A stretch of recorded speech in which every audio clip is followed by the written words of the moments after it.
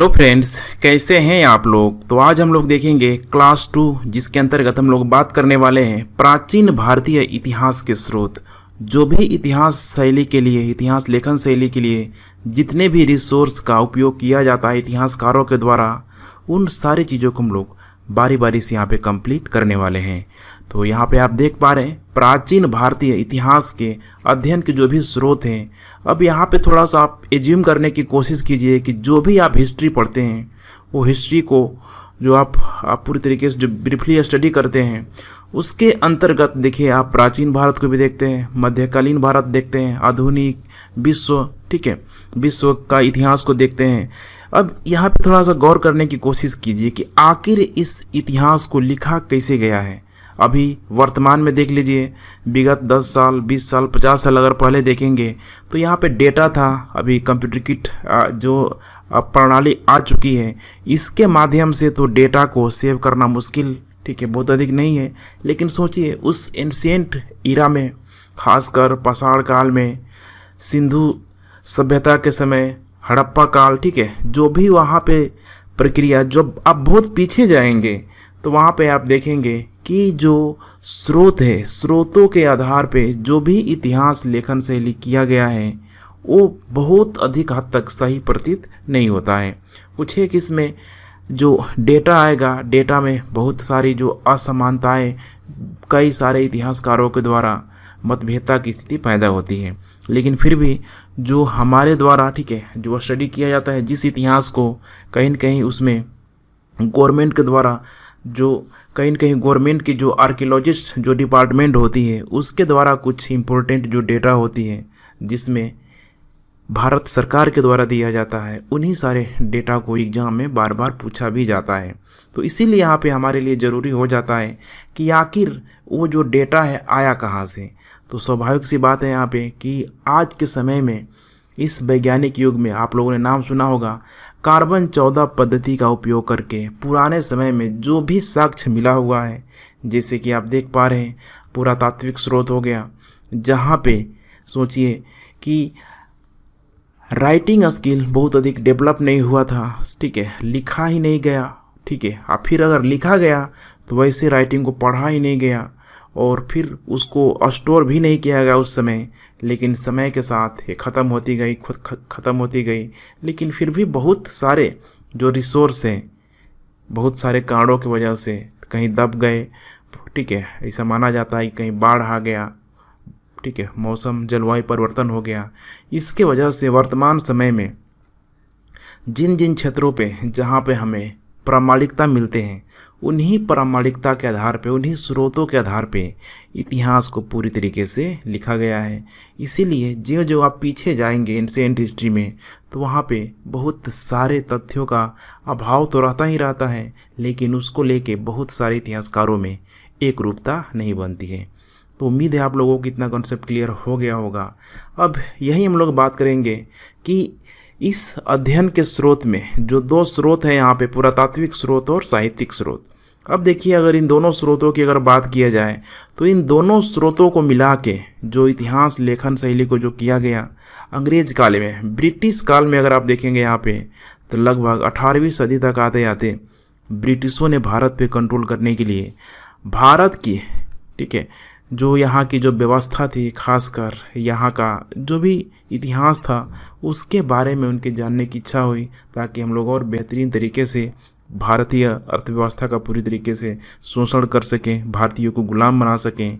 इसके लिए अब उनको ज़रूरत हुई। तो यही इतिहास क्रम में पूरी तरीके से उनके द्वारा पुरातात्विक स्रोत और साहित्यिक स्रोतों को ध्यान में रख के यहाँ पे इतिहास लेखन शैली को किया गया। और अब यहाँ पे जब इतिहास लेखन शैली जब किया गया तो विचारधाराएं सबसे इम्पोर्टेंट हो जाती है। अब कई सारी विचारधाराएं आ जाती हैं, जैसे कि विदेशी विचारधारा, वैदेशिक विचारधारा जिसे बोला जाता है, ठीक है, उसको औपनिवेशिक विचारधारा के रूप में भी हम लोग जानते हैं। इसके अलावा भारत के लोगों के द्वारा रिटेलिएट किया गया राष्ट्रवादी विचारधारा, फिर मार्क्सिस्ट भी पीछे नहीं रहे, मार्क्सवादी विचारधारा। इसके साथ साथ अब इन तीनों को मिला के या फिर एक सबको एक न्यूट्रल वे में जो इतिहास लिखा जा रहा है, नववादी विचारधारा के रूप में हम लोग इतिहास को पूरी तरीके से स्टडी करते हैं। लेकिन फिर भी वही है कि इतिहास को लेके मार्क्सवादियों का वर्चस्व काफ़ी अधिक रहा है। तो आगे हम लोग ये भी जानने का प्रयास करेंगे कि इम्पोर्टेंट जो भी विचारधारा है इस इतिहास लेखन शैली में, उसे भी हम लोग कंप्लीट करेंगे। आज हम लोग बात करेंगे दो ही चीज़ों पे, पुरातात्विक स्रोत और साहित्यिक स्रोत। इन्हीं पुरातात्विक स्रोत और साहित्यिक स्रोतों को ध्यान में रख के पूरा का पूरा इतिहास लिखा गया है। अब पुरातात्विक स्रोत यहाँ पे इसकी ज़रूरत क्यों पड़ती है? तो जहाँ पे देखिए लेखन शैली मिलती ही नहीं है, कुछ लिखा मिलता ही नहीं है, अगर कुछ लिखा मिलता भी है तो उसे पढ़ा ही नहीं गया, तो वहाँ पे अब ज़रूरी हो जाता है पुरातात्विक स्रोत। और इतिहास का डिफिनीसन मैंने आप लोगों को लास्ट क्लास में बताया हुआ था कि वर्तमान को ध्यान में रख के अतीत का अध्ययन करना ही इतिहास होता है। अब सपोज करिए कि उस समय सिक्का मिल रहा है, अब सिक्का मिल रहा है तो हम वर्तमान में आप बिल्कुल उससे को रिलेट करने की कोशिश कीजिए कि आज वर्तमान में सिक्का क्यों चल रहा है। स्वाभाविक है कि कहीं ना कहीं यहाँ पे वस्तु विनिमय प्रणाली के बीच सिक्का एक इम्पोर्टेंट फैक्टर है। पहले भी यही कारण हो सकता है, बड़े स्तर पे उतना नहीं चलता होगा जितना आज चल रहा है। आज देखिए करेंसी जो है, सिक्का है, कितना अधिक आगे चला गया है। उसी तरीके से अभिलेख है। अब वर्तमान में देखिए बहुत सारा आप लोगों ने देखा होगा रोड वगैरह का नेताओं के द्वारा शिलान्यास किया जाता है। अब फिर बहुत सारे भवनों में जो मोटी परत पे उत्कीर्ण करवाया जाता है, वो कहीं न कहीं यहाँ पे अभिलेख का रूप है। तो इसको किया क्यों जा रहा है? ताकि लंबे समय तक इसको याद किया जा सके, रखा जा सके। राजा उस समय अधिकतर ये काम खूब करवाते थे। तो अभिलेख कठोर सतहों पर पूरी तरीके से वहाँ पे उत्कीर्ण किया जाता है। ध्यान रखिएगा, उत्कीर्ण किया जाता है, जैसे लोहे में, ताम्र पत्रों में, या फिर पहले जो सीमेंटेड जो चीज़ आता था, चूना पत्थर के जो भी बने होते थे मजबूत, उनमें किया जाता था। उसी तरीके से यहाँ पे स्मारक एवं भवन।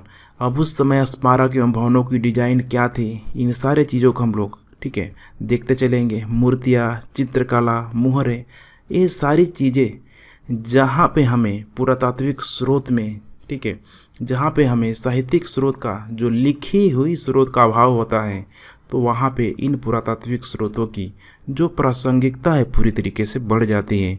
क्योंकि उस इतिहास के कालखंड में चाहे कोई वंश हो, कोई शासक हो, अगर इससे संबंधित जो भी यहाँ पे सिक्का, अभिलेख, इनमें से जो भी पुरातात्विक स्रोत मिल रहा है, तो उसका हम लोग कार्बन 14 पद्धति के माध्यम से उसका एज का हम लोग पता लगा लेते हैं कि कितने समय का ये पुराना है, और उसके माध्यम से हम लोग इतिहास का लेखन शैली कर लेते हैं, जो कि हमारे सामने होता है। ये था पूरा का पूरा पुरातात्विक स्रोत। आने वाले क्लास में इस पुरातात्विक स्रोत के बारे में मैं और विस्तृत रूप से आपसे चर्चा करूँगा। दूसरा है यहाँ पे साहित्यिक स्रोत। अब स्वाभाविक है यहाँ पे कि लिपि है और इस लिपि को पढ़ी भी गई है, इसीलिए ये पूरी तरीके से साहित्यिक स्रोत है। इसको दो भागों में बांटा गया। पहला है यहाँ पे भारतीय साहित्य के रूप में, दूसरा है यहाँ पे विदेशी साहित्य। जो भी विदेशी, खासकर यहाँ पे जो भारत विदेश के जो लोग, इतिहासकार जो लोग आए, टूरिस्ट जो लोग आए भारत, उनके द्वारा क्या कहा गया, उनको भी एक साहित्यिक स्रोत के रूप में यहाँ पे लिया गया। तो पहला आप देख सकते हैं भारतीय साहित्य के अंतर्गत धार्मिक साहित्य। अब इस धार्मिक साहित्य को 3 भागों में बांट दिया गया है। अब वर्तमान में जो भी धार्मिक व्यवस्था है भारत में, उसे आप देख लीजिए। जैसे कि सबसे प्रचलन अवस्था में है पुराना, देखिए ब्राह्मण, बौद्ध, जैन, क्योंकि मुस्लिम जो है लगभग 7वीं 8वीं शताब्दी में आएगा। उसी तरीके से अगर देखा जाए सिख धर्म, ये भी बहुत लेट से आएगा, लगभग आधुनिक भारत के संदर्भ में आप समझ सकते हैं। तो एंशिएंट हिस्ट्री में जो भी ये 3 धर्म थे, वो इन 3 धर्मों के बारे में काफ़ी कुछ हमें जानने के लिए मिलेगा। जैसे कि आप ब्राह्मण साहित्य को यहाँ पे आप देख सकते हैं। ब्राह्मण साहित्य के अंतर्गत वेद है, ऋग्वेद, यजुर्वेद, सामवेद, अथर्ववेद। इसको आने वाले क्लास में मैं पूरा एक एक करके एक्सप्लेन करूँगा कि क्या होता है। उसी तरीके से यहाँ पे ब्राह्मण ग्रंथ, ऐत्रेय, कौशिकी, गोपथ, आरण्यक में हो जाएगा, तैत्तिरीय हो जाएगा, मैत्रायणी हो जाएगा, ऐत्रेय हो जाएगा, उपनिषद, वेदांग, उपवेद, षड्दर्शन। यहाँ पे आप देखेंगे तो लगभग इस उपवेद तक, ब्राह्मण ग्रंथ से लेके पूरा का पूरा उपवेद तक, ये पूरी की पूरी जो प्रक्रिया होती है, इस वेदों को सीखने के लिए ही यहाँ पे किया जाता है। और फिर इनसे संबंधित बातों को ही यहाँ पे एक्सप्लेनेशन किया गया है, अलग अलग तरीके से किया गया है।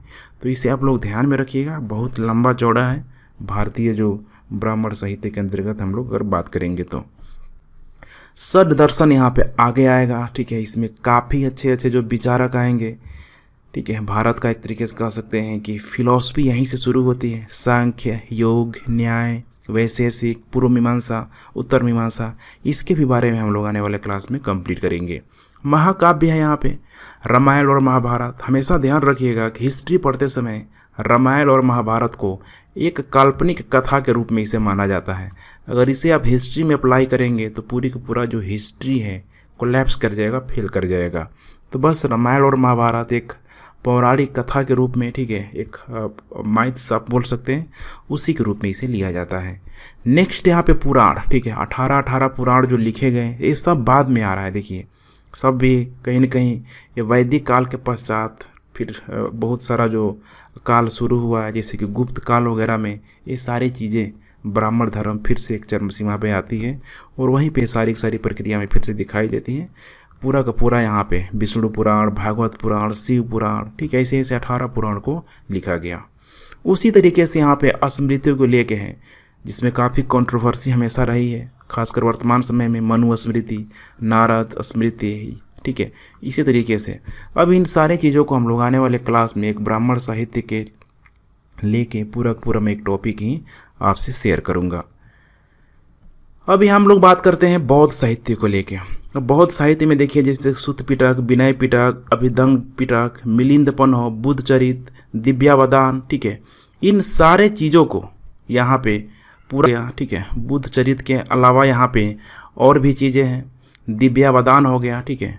इन सारे चीज़ों को हम लोग देखेंगे कि जैसे कि सुत्त पिटक, विनय पिटक, अभिधंग पिटक, किस तरीके से बुद्ध की शिक्षाओं को यहाँ पे संकलित किया गया और आगे चल के, ठीक है, मिलिंद पन्हो, बुद्ध चरित्र, आगे चल के पूरी तरीके से इसको इलोबरेट किया गया। मिलिंद पन्हो में यहाँ पे 2 लोगों की बातों का यहाँ पे जिक्र किया गया है।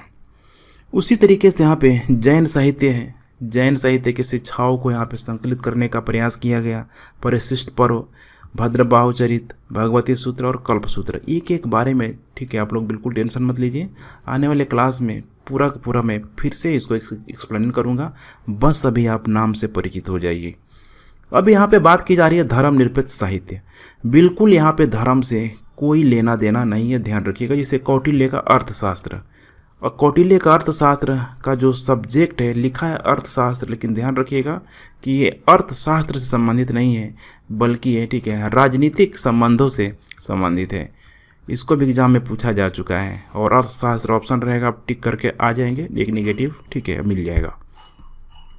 कल्हड़ का राजतारिंगणी हो जाएगा, पड़िनी का अष्टाध्यायी, विशाखा दत्त का मुद्रा राक्षस, कालिदास का विज्ञान शकुंतलम, ये जितना भी लिस्ट आपको दिखाई दे रहा है यहाँ पे, एक करके इन लिस्ट को मैं इलोबरेट करते चलूँगा आने वाले समय में। अब बात करते हैं हम लोग यहाँ पे साहित्य के अंतर्गत संगम साहित्य की। पूरी तरीके से दक्षिण भारत का ये जो साहित्य है, जैसे कि हम लोग बात करेंगे वैदिक काल में, जब आप देखेंगे तो वैदिक काल में वेद वगैरह लिखा गया, उसी तरीके से संगम साहित्य में देखेंगे उस संगम काल में जो जस्ट महापाषाण काल के बाद से वहाँ पे शासक, बड़े बड़े शासक आने शुरू हो जाते हैं। उसी समय ये संगम साहित्य दक्षिण भारत के इतिहास का पूरी तरीके से मार्गदर्शन करने का प्रयास करती है। इसमें कुछ इम्पोर्टेंट साहित्य जैसे तिरुक्कुरल, शिल्पादिकराम काफ़ी इम्पोर्टेंट है, मणिमेखले, जीवक चिंतामणि, सब हम लोग आगे देखेंगे। अब लास्ट है यहाँ पे विदेशी साहित्य। विदेशी साहित्य यहाँ पे क्यों इम्पोर्टेंट हो जा रहा है? क्योंकि यहाँ पे भारतीय शासक के यहाँ पे समकालीन जो भी भारतीय शासकों का अन्य जो उनका अंतर्राष्ट्रीय संबंध था अन्य देशों से, जैसे चीन हो गया, चीन के साथ साथ यूनान भी समझ लीजिए आप, यूनान के अलावा और भी अरब कंट्री हैं वहाँ पे, गल्फ कंट्री, बहुत सारे वहाँ पे जो कंट्री शामिल हैं, वहाँ से बहुत सारे विदेशी लोग भारत में आए। भारत यहाँ पे कितने सारे लोग बौद्ध धर्म को जानने के लिए आए, कितना मुस्लिम धर्म का प्रचार करने के लिए आए, कितने ईसाई धर्म का प्रचार करने के लिए आए। तो इनके द्वारा भी बहुत सारी बातों को भारत के बारे में अपने नज़रिए से उनको लिखा गया। तो उनकी बातों को, क्योंकि वे तो बाहर के लोग हैं, न्यूट्रल लिखने का प्रयास करेंगे, या फिर ये भी हो सकता है कि अपनी बड़ाई करें, भारतीयों की कहीं ना कहीं बुराई करें, कुछ जो भी हो यहाँ पे, लेकिन रिसोर्स के तौर पे, अध्ययन के स्रोत के तौर पे उनके साक्ष्यों को ठुकराया नहीं जा सकता है।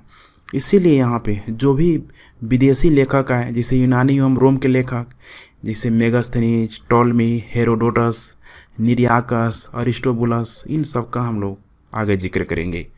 उसी तरीके से यहाँ पे चीनी लेखक है जैसे कि फायान, ह्वेनसांग, इत्सिंग। ठीक है, फायान, इत्सिंग काफ़ी इम्पोर्टेंट है, दोनों बौद्ध धर्म से संबंधित बातों को जानने के लिए आए, बौद्ध धर्म से शिक्षाओं को यहाँ पे संकलित करने के लिए भारत आए।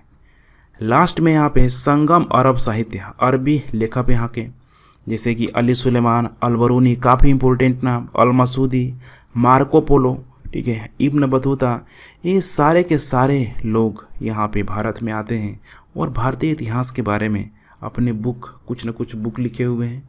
उनके बुक का स्टडी करने के बाद हमें पता चलता है कि ये भारतीय इतिहास की लेखन शैली में इनके जो रिसोर्स हैं बहुत ही इम्पोर्टेंट है, जिसको नकारा नहीं जा सकता है। तो ठीक है फ्रेंड्स, आज का लेक्चर हमारा यहीं कंप्लीट होता है। आने वाले दिनों में देखिए पूरा का पूरा एक टॉपिक साहित्यिक स्रोत से होगा, एक टॉपिक पूरा का पूरा भारतीय साहित्य से होगा और एक टॉपिक पूरा का पूरा विदेशी साहित्य से संबंधित होगा। तो 3 क्लास में पूरा का पूरा रिसोर्स हम लोग आने वाले दिनों में कंप्लीट कर लेंगे। तो thanks for watching and God bless you.